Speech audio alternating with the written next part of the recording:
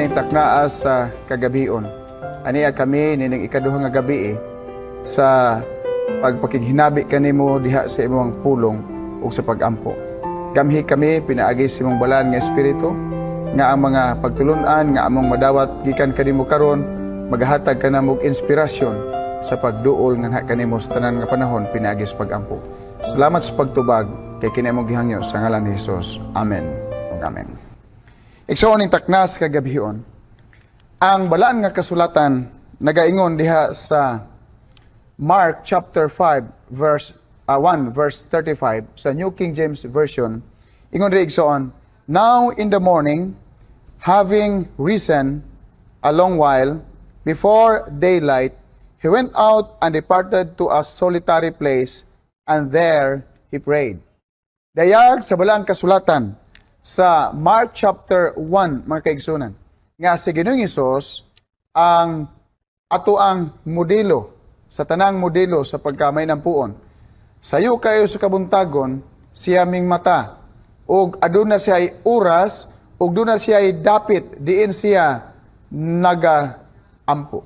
So kini nga sita sa balang kasulatan, mga kaigsunan, nagpamatuod nga ang Dios nga atong gialagaran, usa ka Dios nga mainampuon. Matahom kayo ang gisulti ni James Hudson Taylor. Matud pa niya, "When we work, but when we pray, God works." Igsoon, ingon ani ka pagka mahinungdanon ang pagampo. Busa karon nga gabi atong susihon pag-ayo kung unsa kini kaimportante ug unsay mahimo niya niini sa ato ang kinabuhi. Prayer is the foundation of a great accomplishment in the work of God that heaven approves. Igsoon, ang pagampo matud pa dinhi is the foundation of a great accomplishment. Usa ka dakong pundasyon, mga kaigsunan, og maghiskot kita og mga kalampusan. Gani kini, mga kaigsunan, gipamatud-an sa atong nga Ginoo diha sa iyang atubangan. Prayer aligns our thoughts and actions with the will of God. Pagkatahom sa mao nga pagkasulti, mga kaigsunan, busa akong dasigon ang tanan. Nga gikan karon atong batnan gayod ang pagka mainampuon kay mauday kini ang mahitabo sa imo o sa akong kinabuhi kung ikaw magampo. Atong lantawon sa balaan nga kasulatan ang mga characters sa Bible igsoon kung unsa ang nahitabo sa ilang kinabuhi sa diha nga mingdangop sila sa Ginoo pinaagi sa pagampo. Unang hisgutan nato karon nga gabi mao si propeta Nehemiah. Nehemiah's prayer in action. Nasayod ta, mga kaigsunan, nga ang mga katawhan sa Dios ming sinati o kaulipon dito sa Babylon, sulod sa 70 ka mga katuigan. Ug sa diha nga sila na mauli through the decree of King Artaxerxes, mga kaigsuunan. Nakabalik sila. Apan dako kayo ang hagit tungod kay ang ilahang gingharian kinahanglan nga mapasiguli pinaagi sa pag-rebuild sa wall of Jerusalem. Ania si Prophet Nehemiah, mga kaigsunan, na-record ang iya nga pagampo diha sa Nehemiah chapter 1 verses 5 to 11. Atong lantawon ang mao niya nga pagampo. Ang Nehemiah chapter 1 verse 5 nagaingon dinhi, "And I said, I pray, Lord God of heaven, O great and awesome God, you who keep your covenant and mercy with those who love you and observe your commandments." Ang verse 6, nagaingon rin igsoon, "Please let your ear be attentive and your eyes open that you may hear the prayer of your servant, which I pray before you now, day and night, for the children of Israel, your servants, and confess the sins of the children of Israel, which we have sinned against you, both my father's house and I have sinned." So igsoon dinhi atong makita nga sa pagampo ni propeta Nehemiah, dili lang ang mga kasalanan sa mga katawhan sa Israel, giapil pud niya ang iyang kaugalingon. Siya mismo ming admitar nga siya usab usa ka tawo nga makasasala. Ang verse 7 nagaingon diri, we have acted very corruptly against you, and have not kept the commandments, the statutes, nor the ordinances which you command your servant Moses. Nagapadayon ang versikulo 8 magkaigsunan. Remember, I pray, the word that you commanded your servant Moses, saying, if you are faithful, I will scatter you unfaithful, I will scatter you among the nations. But if you return to me and keep my commandments and do them, though some of you were cast out of the farthest parts of the heavens, yet I will gather them from there and bring them to the place which I have chosen as a dwelling for my name. Ang versikulo 10 magkaigsunan nagaingon dinhi, now these are your servants and your people whom you have redeemed by your great power and by your strong hand. O Lord, I pray, please let your ear be attentive to the prayer of your servant and to the prayer of your servants who desire to fear your name, and let your servant prosper this day. I pray, and grant him mercy in the sight of this man, for I was the king's cupbearer. Igsoon, mao ni ang pag-ampo ni Prophet Nehemiah. Sa diha nga iyang nakita ang dako kaayo nga hagit sa pagpatindog sa mga paril sa Jerusalem, mga kaigsunan nga naguba niya atong nagligad nga mga katuigan sa wala pa sila na ulipon dito sa Babylonia sulod sa 70 ka mga katuigan. Og ang Nehemiah chapter 6 verse 15, dayag sa balan nga kasulatan mga kaigsunan nga ang iya nga pag-ampo gitubag. Ang Nehemiah chapter 6 verse 15 sa New King James Version nagaingon mga kaigsunan, so the wall was finished on the 25th day of Elul in 52 days. Mga kaigsunan, pagkatahom kaayo sa maong pag-ampo ni propeta Nehemiah. Nehemiah's fervent prayer led to the miraculous completion of Jerusalem's wall in just 52 days. Igsoon, wa kaabot og 2 ka buwan na balik nor nahuman ang wall of Jerusalem. Igsoon, aton makita din karong gabi nga ingon ani ka gamhanan ang pag-ampo mga kaigsunan. Mo hinungdan nga dili ta magduha-duha og duol sa atong Ginoo pinaagi sa pag-ampo tungod kay kini na pamatud-an sa kinabuhi ni propeta Nehemiah.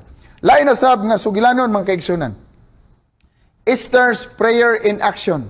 Nasayod ta mga kaigsunan nga dunay tao kanhi nga naa sa kapanahonan ni Esther, si Haman, og handom niya nga papason, tibawason ang mga katawhan sa Ginoo mga kaigsunan.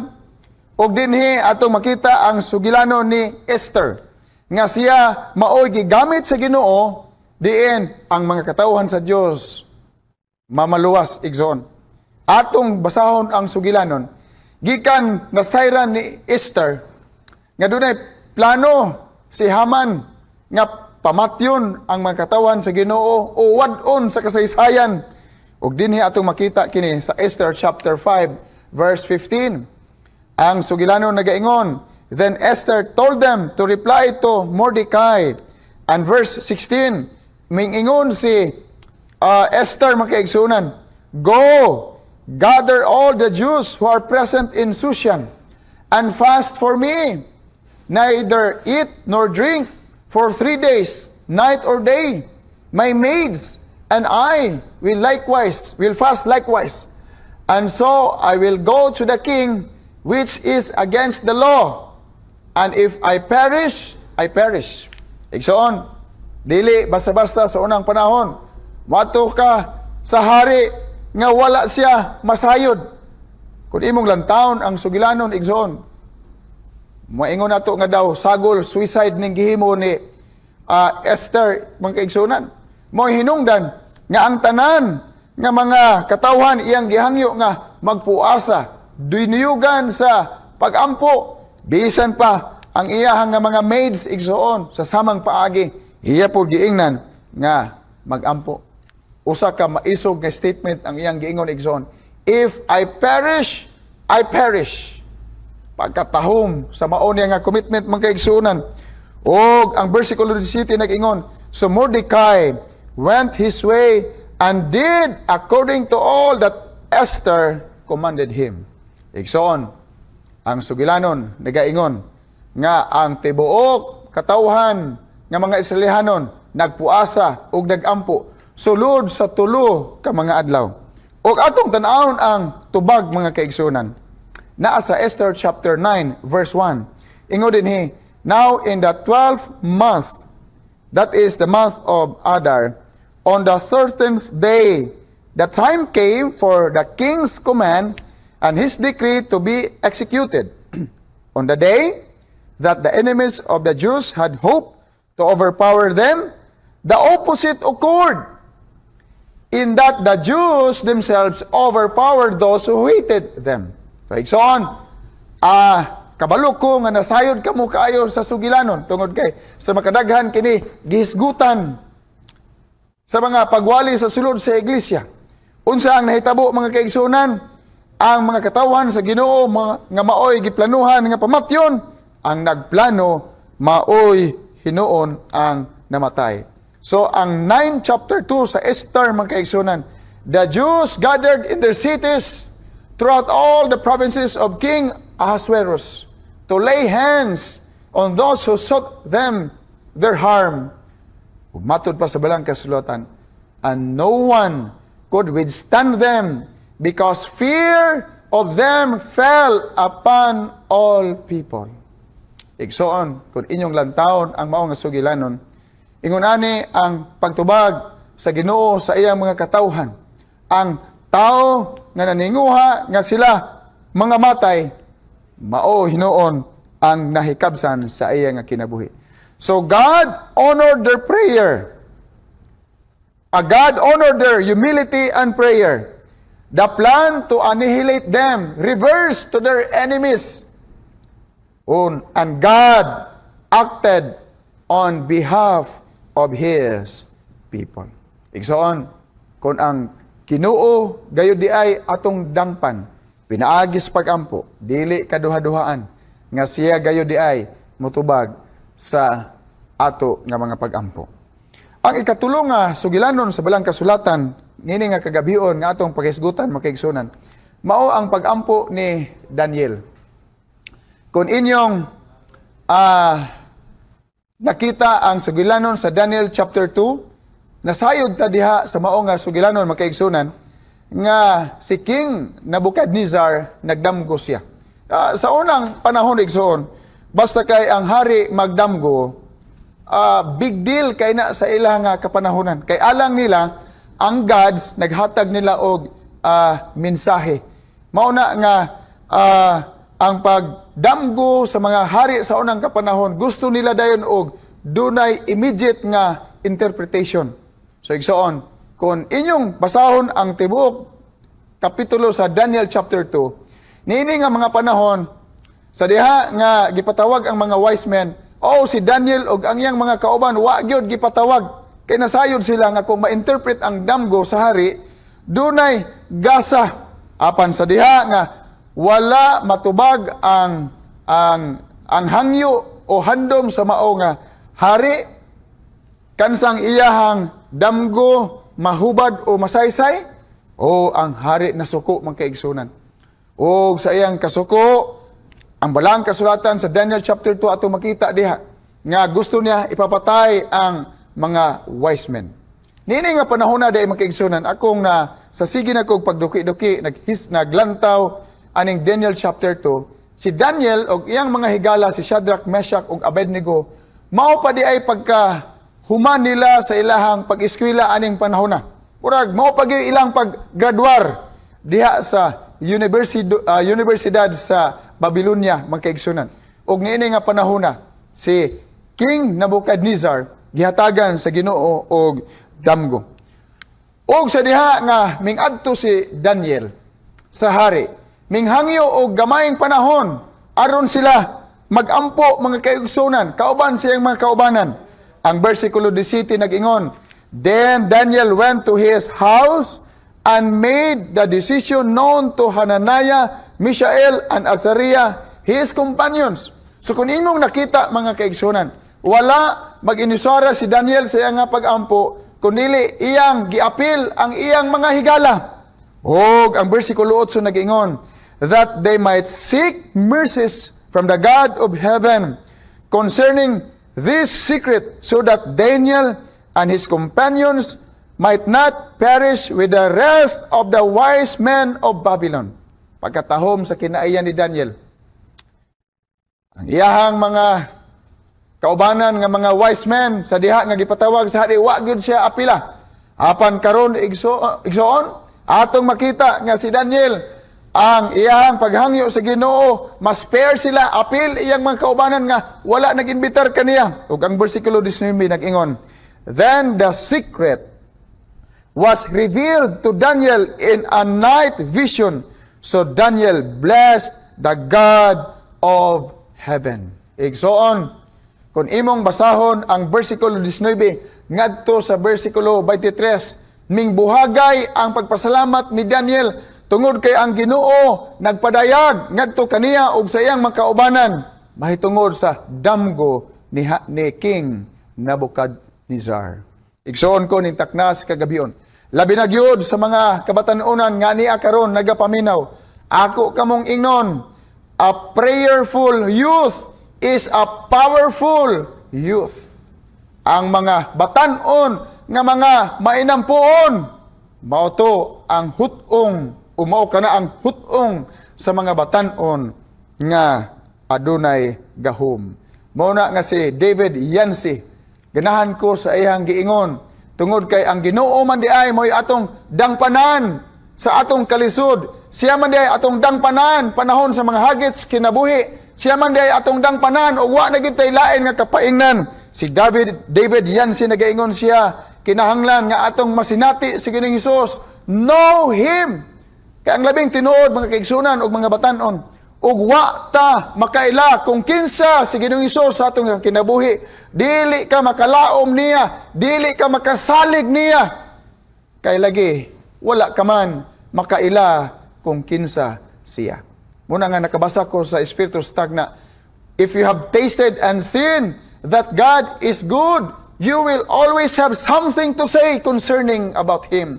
So, ninintak na sa kagabion, mga kaigsuunan, mga kabatanunan, atong ilailahon ang atong Ginoo sa tuyo, nga kung dunay mga emerhensiya sa kinabuhi, mahibaluta, muduol niya, dili lang sa mga emerhensiya, kundili sa matag karon ug unya, dunay mga emerhensiya ug wala. Dunay mga emergency o wala. Muduol ta sa atong nga Ginoo. Muna nga si David Yancey nagaingon, know Him, walk with Him. Og sa katapusan miingon siya, become like Him. Mga kaigsuunan ko ning takna sa kagabion, mga kabatanunan, ako mong dasigon sa pagsinati ni Ginoong Hesus kung kinsa siya sa mga kinabuhi.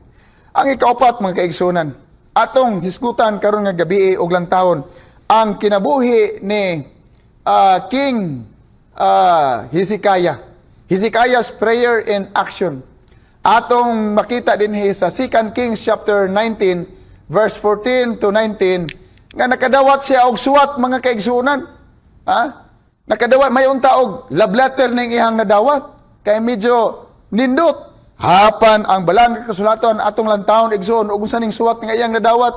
Ang 2 Kings chapter 19 verse 14 sa New King James Version nagaingon, and Hezekiah received the letter from the hand of the messengers and read it.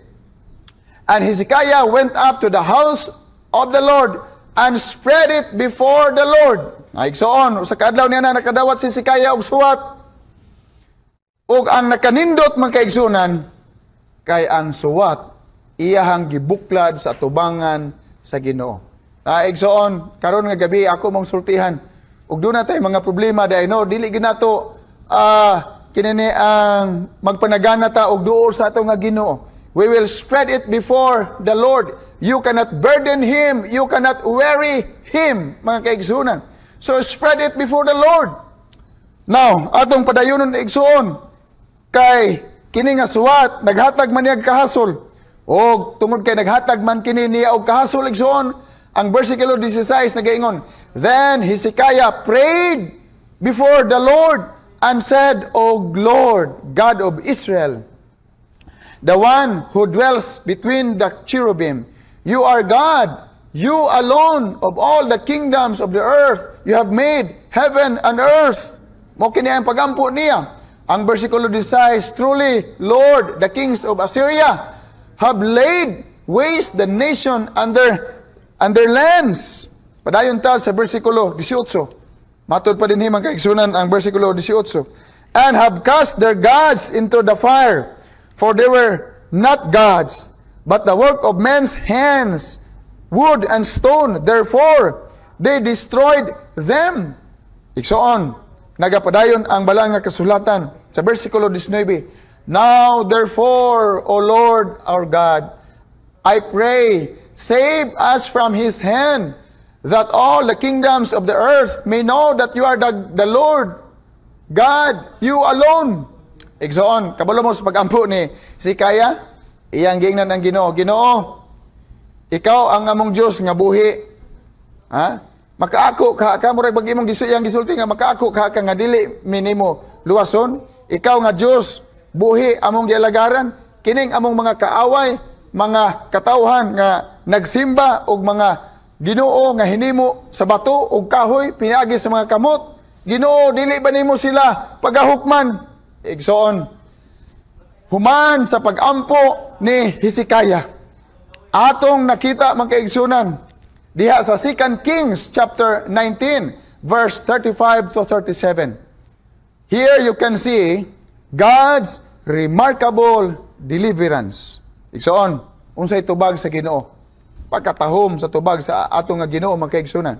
Ang bersikulo 35 nagaingon dinhi, and it came to pass on a certain night that the angel of the Lord went out and killed in the camp of the Assyrians 185,000. And when people arose in the morning, they were the corpses all dead. Og ang bersikulo 36 nagaingon mga kaigsunan, then Sennacherib, king of Assyria, departed and went away, returned home and remained at Nineveh. Now it came to pass, as he was worshipping in the temple of Nisroch his god, that his sons Adramelech and Sharezer struck him down with the sword, and they escaped into the land of Ararat. Then Esarhaddon his son reigned in his place. Ang kaigsunan, atong makita ang sugilanon nga si Sennacherib namatay. Ang Ginoo nagpadala og pila ka buok manulunda, isa lang ka buok nga manulunda ning patay sa mga kasundaluhan 185,000 igsoon. Abi nyo igsoon usahay sa makadaghan makadungog ko na mga kaigsunan magampo sa dili pa mga tulog. Ginoo padalhime og linibo ka mga manulunda. Igsuon dili wala ta nang ginahanglan og linibo ka mga manulunda aron mobantay nato. Kini nga sugilanon nagpamatuod nga usa lang ka manulunda ang gisugo sa Ginoo ning patay sa 185,000 kapin ka mga kasundaluhan. Wala ta nang kinahanglan og daghang manulunda mga kaigsunan. Lamang kung kita nagampo diha sa ato nga Ginoo. Ang Ginoo gayo di ay dili magapakyas sa pagampo sa mga katawhan. Mga kaigsunan, nagaingon dinhi, no force on earth can stand against the Lord when He acts on behalf of His people. Mga kaigsunan ko nintakna sa kagabion. Wala na isama sa gahom sa ato nga Ginoo. Muna nga dili ta magkaluya sa atong pagpangalagad. Kung doon na tayo problema, kung doon na tayo mga hagit sa kinabuhi, ato yung ingnon o duulon ang atong Ginoo. Kay lagi, dili man siya magpasagad, gayod kanato. Nagaingon din makaigsunan. The greatest force in the world is the power of God as it works through man.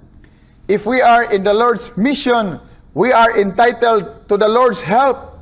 Never forget that truth, that divine help is predicated upon our what? Our own worthiness. Mga kaigsunan, ang ato lang yun di ay mao, nga husayo na to ang atong pakigrelasyon diha sa Ginoo. Sa tuyo nga, ang atong mga pagampo, dili masangit-sangit mga kaigsunan, kung dili mudritso gayud dito sa atong nga Ginoo. Muna nga atong pangutan-o nga atong kaugalingon sa matag karon ug niya. Are my hands clean? Is my heart pure? Am I worthy servant of the Lord? Igsoon, ang Ginoo dili magpanagana og tubag sa atong nga pagampo. Lamang kun kita ug ako, kitang tanan, ato lamang tinguhaon nga ang atong relasyon sa Ginoo maayo o konektado sa katapusan sa tanan nga panahon. Igsoon, karon nga gabi katapusan natong hisgutan, walay lain mao si Ginoong Hesus. Jesus prayer in action. Si Ginoong Hesus, mga kaigsunan, He is a man of prayer. His disciples asked Him to teach them how to pray. Tugod kay ilamang nakita nga si Ginoong Hesus usa ka mainampuon. They notice His prayer life. Nakita sa iyang mga tinun-an ang pagka mainampuon ni Ginoong Hesus, mga kaigsunan. O dinhi atong makita, the Bible records that he prayed the whole night. That is found in Luke chapter 6 verse 12. Ato pong makita sa Mark chapter 1 verse 35. He prayed early in the morning. He prayed when he was happy. That is found in Luke chapter 10 verse 21. He went up on a mountain side to pray. Mark chapter 6 verse 45 to 46. He also prayed when he was suffering. Luke chapter 22 verses 41 to 44. He prayed when he was experiencing excruciating pain on the cross. That is found in Luke chapter 23 verse 34 and Matthew chapter 27 verse 46. He prayed when he had a big decision to make. Luke chapter 6 verse 12. So igsoon karon nga gabi, kung imong lantawon ang kinabuhi ni Ginoong Hesus, kung naa sa kalipay nagampo, kung naa sa kagulanan nagampo, kung naay panalangin nagampo, kung way panalangin nagampo, mga kaigsunan, si Ginoong Hesus may nampuon sa tanang nga panahon. So Jesus' prayer life is like breathing. He couldn't live without prayer. Igsoon, ang pag-ampo ni Ginoong Hesus sama sa pagginhawa. Kung ang tao mawad-an o ginhawa, siya mamatay. Ang Desire of Ages, mga kaigsunan, pagkatahom sa gisulti sa Diyos sa iyang alagad, Ellen White, Desire of Ages, page 362, nagaingon din as a man, he supplicated the throne of God till his humanity was charged with a heavenly current that should connect humanity with divinity. Ug nagpadayon mga kaigsunan ang giingon sa Diyos ngadto siyang alagad, Ellen White, no other life was ever so crowded with labor and responsibility as what that of Jesus, yet how often He was found in prayer. Pagkatahom sa maong gisulti igsoon. Kung maghisgot ta og tao nga busy, na mga tao ingon nga busy ko. Kung maghisgot ta day og tao nga busy, wala na isama ni Ginoong Hesus, mga kaigsunan. Apan ang nakatahom, yet often He was found in prayer. Igsoon, dili day babag sa kinabuhi kung daghantag buluhaton, dili day babag ug daghantang giuna-huna ug daghantang mga buluhaton, mga kaigsunan. Ako nagalaom, labi na gyud sa mga kabatan-unan nga naminaw karon nga gabi.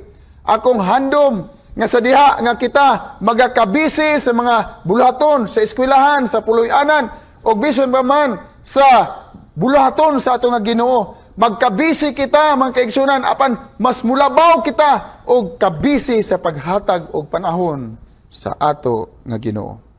Matahom kayo ang giingon ni Oswald Chambers. Ingon siya, in the life of Jesus, prayer was the work and ministry was the prize. Prayer is not a preparation for a great work. It is the great work. Igsoon, ang pag-ampo di ay dili maoy pagpangandam sa dako kaayo nga buluhaton. Apan, mao di ay kini ang atong dakong buluhaton. Igsoon ko ning taknas kagabihon, mga kabatan-unan. Buot na ko kamong ignon nga ang panahon nga atong gi-devote sa Ginoo pinaagi sa pag-ampo is not a waste of time. Dili di ay kini usik mga kaigsunan.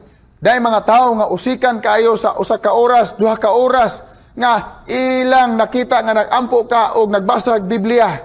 Dili di ni usik mga kaigsunan tungod kay ang pag-ampo di ay mao ang atong dako kayo nga buluhaton mga kaigsunan. Una ako maingon ko ning taknas kagabion.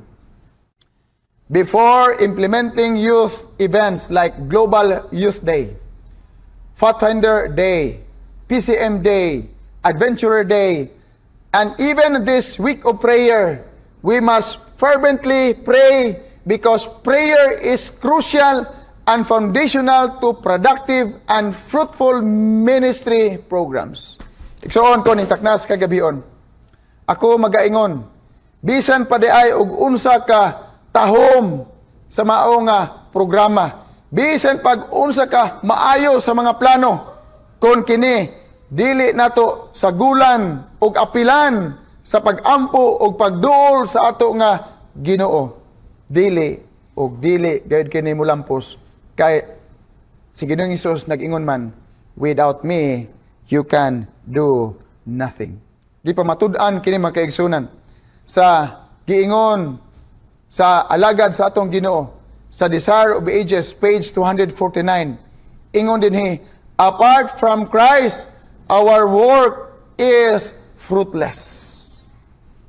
Igsoon, kung wala gyud ay si Kristo, kung wala si Ginoong Hesus, sa ako nang giingon, bisan pag-unsa katahom sa plano, bisan pag-unsa kanindot sa mga programa, ug wala siya, ang atong mga buhat, dili gayod pamunga.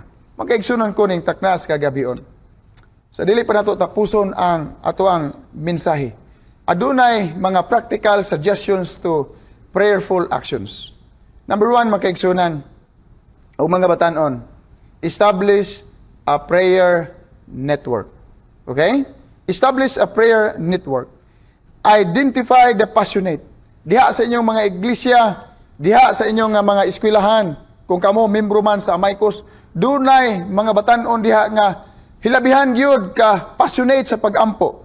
There are young people who are passionate about prayer. So imo silang ilhon, kinsa man na sila. So maghimo og prayer network. Ikaduha makaigsunan, organize them. Tap and organize them to a prayer network ministry. Unya man kaigsunan, make it a lifestyle. It should be an integral part and a lifestyle to the young people. Dili kay atong himuon nga ang pag-ampo mura og kana bang mga murag sardinas sa puloy-anan basta kay wa nay laing sudan ang mahuna-unaan kanang mga dilata. Maoray kuhaon basta kay wa nay lain. Usahay manggod sa ato nga kinabuhi, muampo ta og naa natas kakuyaw, muampo ta og naa natas kalisod, muampo ta og mapakitabang sa Ginoo kung ato na gyud siya nga gikinahanglan. Igsoon, gikinahanglan nato og wala ato siyang himuon nga lifestyle ang pag-ampo. Ikaduha man kaigsuonan nga suggestion, conduct a prayer marathon. Youth can be organized to conduct a prayer marathon to pray for the youth ministries, initiatives, and beyond. So, igsoon, usa kini ka matahom nga paagi. Sa unsang paagi nga makahimo kita sa pagka mapinadayunon diha sa pag-ampo, ikaduha natong himuon, conduct a prayer marathon. Ug ang ikatulo, mga kaigsunan, conduct a 100 days of prayer before a major event. Igsoon, ang sa dili pa ilunsad ang dagko kay mga programa, dunay 100 days of prayer nga pagkahimuon. Set a starting date that will culminate during the target event. So igsoon, matahom kini nga kung dunay mga plano, dunay pagkahimuon nga mga dagko nga kalihukan, pagasugdan kini diha sa daghan kaayo nga mga pagampo. Ug ang katapusan, mga kaigsunan, make every breath a prayer. Atong himuon gayod nga ang kinabuhi daw sama sa atong gininhawa nga kung wala ang pagampo, mahimo gayod nga hikabsan kita sa atong kinabuhi. This will lead you to an atmosphere of prayer, making it your lifeline and lifestyle. Igsoon, karon nga gabi dunay sugilanon nga akong ipaabot kanatong tanan. Matahom kaayo nga sugilanon nga akong nakita, mga kaigsunan. Ang kinabuhi sa atong kanhi nga youth director sa Southern Asia Pacific Division, si Pastor Ron Hinibago, nga karon anaa sa ato ang buhatan sa General Conference, mga kaigsunan. Ang iya nga kinabuhi, mga kaigsunan, ingon ani, gikan adtong na usab ang iyang kinabuhi ni adtong panahon nga iyahang na sugatan ang Ginoo ug nahimamat ang Ginoo diha sa iyang nga pulong, ug gikan ni adtong nakabig siya diha sa pagka magtutuo sa ato nga Ginoo, mga kaigsunan.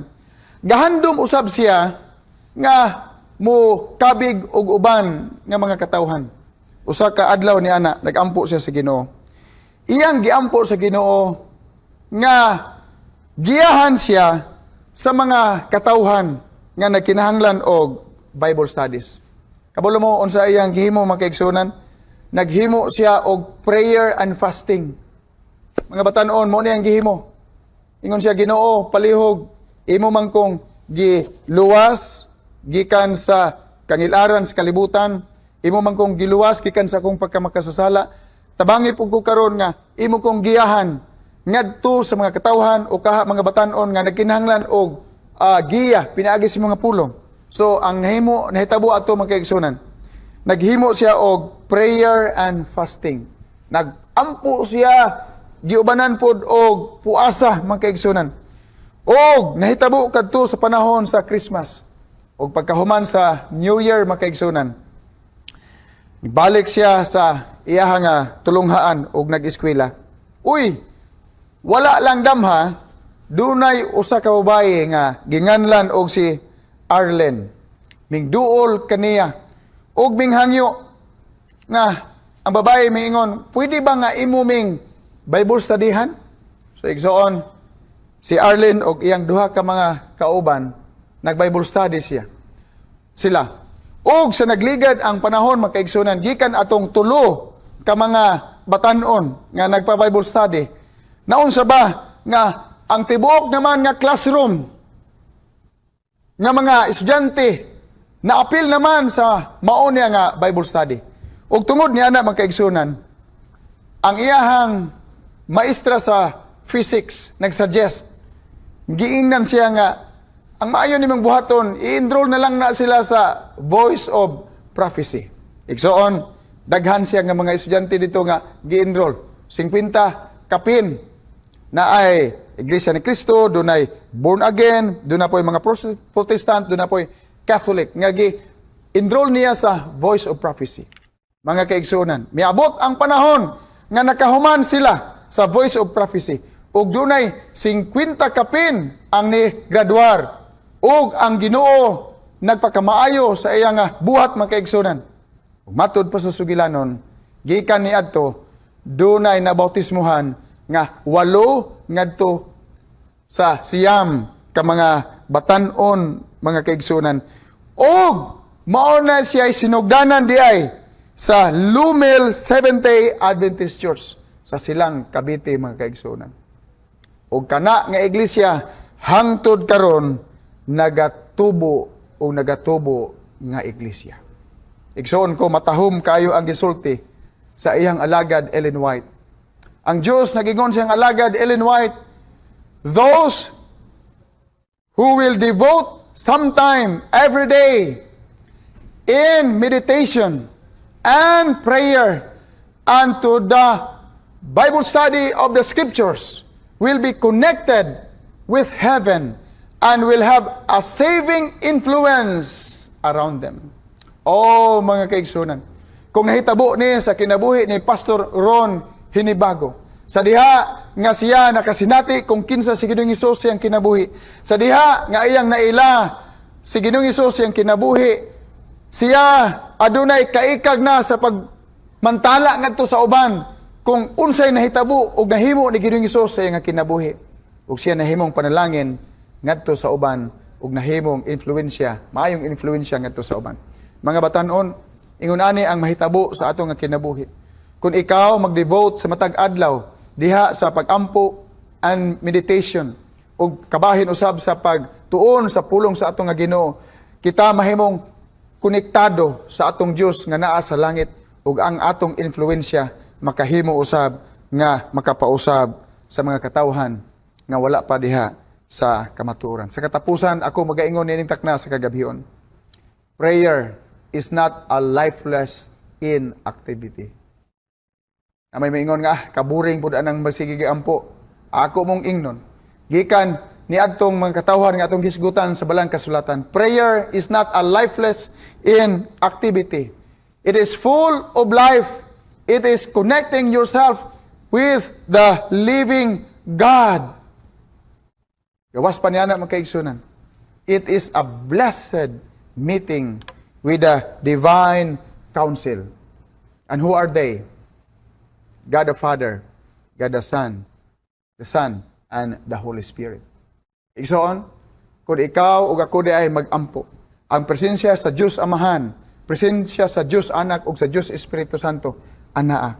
O sa katapusan, mga kaigsunan, prayer, it is the lifeline of being a Christian. Igsoon ko ning taknas kagabion atong tapuson ang atong nga mensahe. Ug ako nagalaom nga kini nga mensahe maghatod kanimo, maghatod kanako, maghatod kanatong tanan diha sa usa ka handom nga makigsuod kita sa atong nga Ginoo ug atong himuon nga ang pagkamainampuon, atong himuon nga ang handom sa pagpakig-uban sa atong nga Ginoo diha sa matag adlaw ug pagbasa sa nga pulong maoy maghatod kanato sa pag-alagad nga labing duol diha sa atong Ginoo gikan karon hangtod nga siya ubalik. Magampo ta. Amahan nga balaan. Salamat kayo sa pagtulun-an karon nga gabi nga nagauluhan, prayer in action.